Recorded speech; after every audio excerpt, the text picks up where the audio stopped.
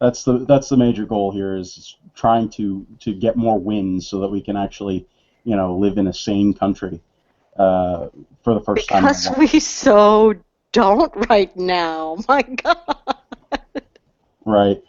No, and just from your, looking through your news feeds on Facebook or Google Plus or Twitter, it's pretty apparent that a lot of people are not thinking that we are living in a particularly sane environment at the time. And Mm-mm.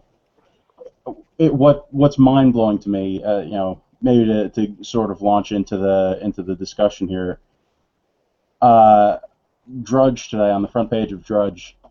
Ah, Oh, there's a poll up, and it's got three options, and it's framed having to do with two people who, neither of which I'm a particularly huge fan of, Sarah Palin and Pat Buchanan.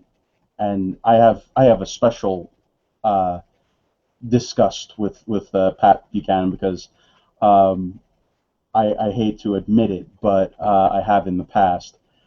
My family was involved in the Reform Party in New Jersey in the early '90s, and that whole thing, whatever good it was thinking about doing, got utterly uh, co-opted by the Buchanans, and the whole thing got just turned into the worst kind of situation. Um, but I'm with him in this current thing that's happening. Is basically a debate: should we try and impeach Obama, or should we not? Sarah Palin says we should try and impeach Obama. Patrick Buchanan says maybe we should, worry about winning the Senate and the presidency in 2016, because those are things that are actually important to do. Whereas the president is only going to be around for 2 more years in office, so why focus on something that isn't necessary? He's already going to be gone anyway, so let's focus on something that actually matters. and I'm with you. I agree with him, and I disagree with Sarah Palin. And that's not the first time I've disagreed with Sarah Palin. It won't be the last.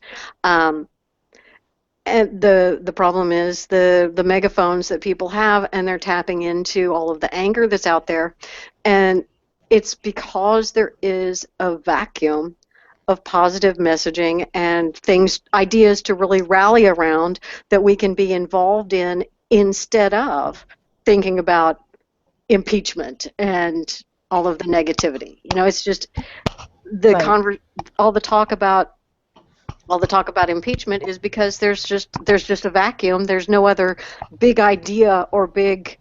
I mean, heck, there's if we had a slogan or that's why I'm like, one of my notes is that we really need to get our act together on messaging the one size fits all thing. If we can kind of get going with actual deliverables or really something to do that really pushes the idea of the left is one size fits all and we are customization oriented, that's the kind of thing that can apply to all of the different issues like Obamacare and the economy, jobs, almost any topic can be covered by that sort of thinking.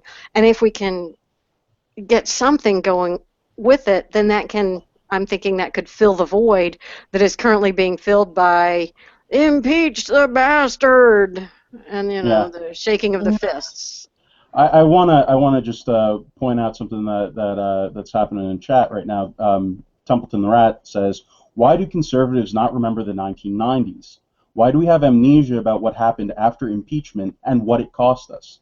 Why don't they understand that high crimes and misdemeanors doesn't mean the wide swath of people? It doesn't mean to us.